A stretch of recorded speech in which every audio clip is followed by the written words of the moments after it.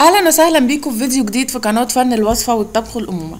النهاردة ان شاء الله هنعمل مع بعض شاورما الفراخ بكل تفاصيلها، من اول الخبز للخيار المخلل للتومية، لازاي نطلع الفراخ ذات نفسها فعلا بطعم بره. طبعا كل ده هنعمله بالتفصيل خطوة بخطوة، وفعلا دي اقرب طريقة توصلت لها، بتتعمل زي المحلات بالظبط. جربت طرق كتير جدا، دي اقرب طريقة لطعم بره. ان شاء الله هتجربوها وهتعجبكم جدا، انا واثقة. وطريقة سهلة جدا وجميلة جدا، ومش هتبطلوا تعملوا شاورما فراخ. هنحتاج نص كيلو من الفراخ المتقطعة شرايح، متقطعة شاورما، ومعلقة صغيرة بابريكا، ومعلقة صغيرة توم باودر، ونص معلقة صغيرة من الملح، وبشر ليمونة، ومعلقتين كبار من الخل، وربع كوباية زيت، وكوب من الزبادي. هنحط الزبادي في بولة وعليه كل البهارات بتاعتنا. انا جربت طرق كان بيتحط فيها حوالي 5-6 توابل مع بعض، مش ناجحة خالص، وطعمها مش زي بره خالص، مش بكتر التوابل. هي بالظبط الطريقة دي والتوابل دي هي اللي بتطلع لي الطعم المظبوط، ببشر الليمون، بالخل، بالبابريكا، توم باودر، كل ده بيعمل مع بعض طعم بره بالظبط. هنقلبهم كويس جدا جدا.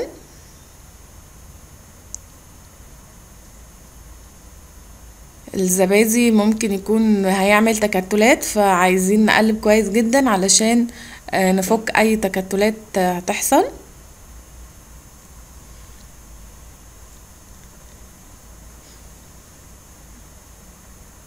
بعد كده هنزل بالفراخ اللي متقطعة شرايح صغيرة، وهقلبها كويس جدا علشان كل الفراخ تتجانس مع الخليط اللي احنا عملناه.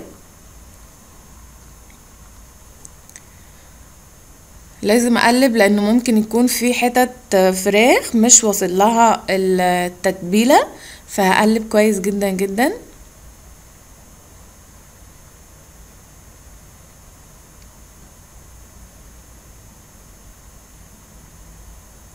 بالشكل ده.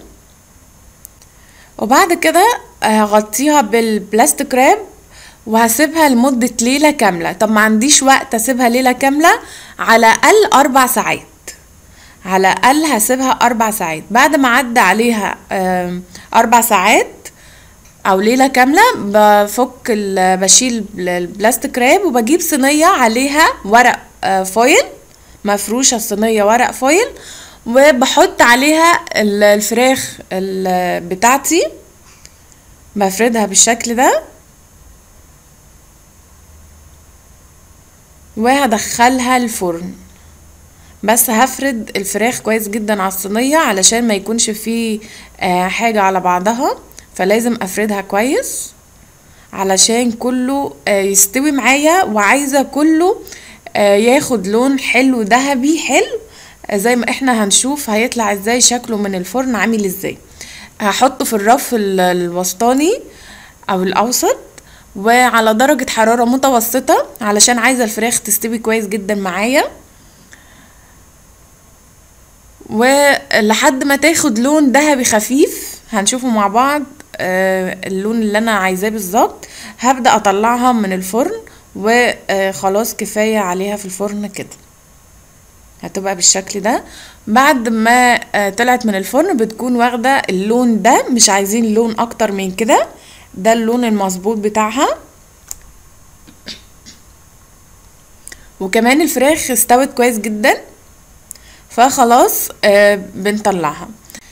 دلوقتي هنعمل التومية. هنحتاج كوباية من البطاطس المسلوقة المبردة، لازم تكون بطاطس باردة، ربع كوباية من اللبن او الحليب، عصرة ليمونة، وربع كوباية من الزيت، وحوالي 5 فصوص توم مفرومين، و3/4 معلقة ملح. هنحط في الخلاط البطاطس، وبأكد تاني البطاطس لازم تكون باردة، ما ينفعش خالص تكون سخنة، وعليها اللبن او الحليب والليمون والثوم و3/4 معلقة الملح. الملح ممكن نحط في الاول اللي انا قلت عليهم دول، وبعد كده لو حسينا ان هما محتاجة تاني بنزود بس مش كتير.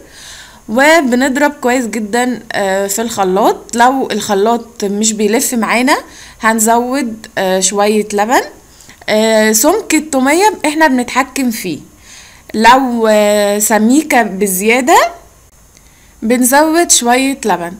دلوقتي هي والخلاط بيدور بننزل بالزيت بتاعنا خيط رفيع من فوق، ما ينفعش احطه مرة واحدة، لازم هو والخليط التومية بتاعي بيتضرب في الخلاط هنزل بسرسوب رفيع من التومية من الزيت. بقى معانا بالسمك ده السمك المظبوط. متهيأ لنا ان هو سايب شوية، اول ما هيدخل التلاجة هيجمد وهيتخن. لكن لو حسيتوا ان هو سايب بزيادة بنزود زيت، ولو حسيتوا ان هو تخين بنزود لبن او حليب. خلاص التومية بتاعتي طلعتها بعد ما حطيتها في التلاجة. والخيار المخلل هنزل لكم اللينك بتاعه هو والخبز الشامي، هنزل الطريقة في صندوق الوصف. كل حاجة جاهزة معايا. هنجيب الخبز بتاعي طري جدا، انا عامله لكم الطريقة وهنزلها لكم في صندوق الوصف. زي ما احنا شايفين التومية مسكت نفسها كده، لما اتحطت شوية في التلاجة كان ده السمك المظبوط بتاعها. بنفردها بالشكل ده،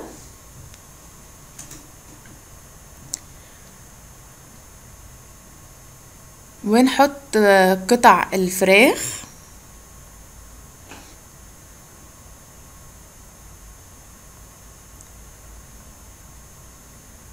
ريحة الفراخ تجنن فعلا، كأنكم واقفين في محل شاورما بره. والخيار المخلل بتاعنا برضو عاملاه، وهنزل اللينك في صندوق الوصف. وبتني الاطراف لجوه وببدأ الف رول بالشكل ده.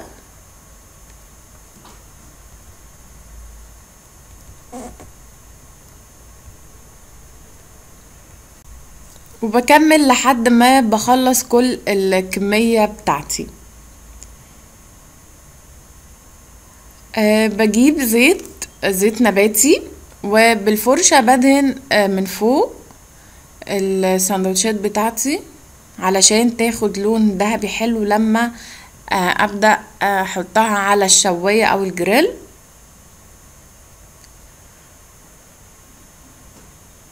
طبعا بدهن الجريل بتاعي مسحة زيت، وبحط عليها الساندوتشات بالشكل ده. في تكة بقى هنقولها مهمة جدا علشان فعلا يطلع مضغوط زي بتاع بره، مش تخين كده. احنا مالينه بس عايزين في نفس الوقت يكون مضغوط.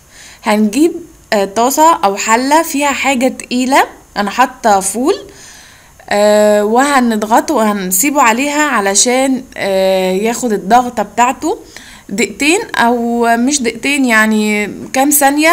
وبعد كده بنقلبه للناحية التانية، وبيكون ده شكله معانا بعد ما بيطلع. فعلا فعلا جميل جدا. دي هي الطريقة اللي توصلت لها زي بتاعت بره، مش قريبة، هي زي بتاعت بره بكل مكوناتها. عملتها معاكم خطوة بخطوة، وكل حاجة هنزلها الخيار المخلل والخبز هنزله في صندوق الوصف. يا رب يكون فيديو النهاردة عجبكم، ولو عجبكم ما تنسوش تعملوا سبسكرايب او اشتراك للقناة، وتفعلوا علامة الجرس بالضغط عليها، ولايك وشير عشان الفيديو يوصل لأكبر عدد من الناس ويقدروا يستفيدوا بيه. باي باي.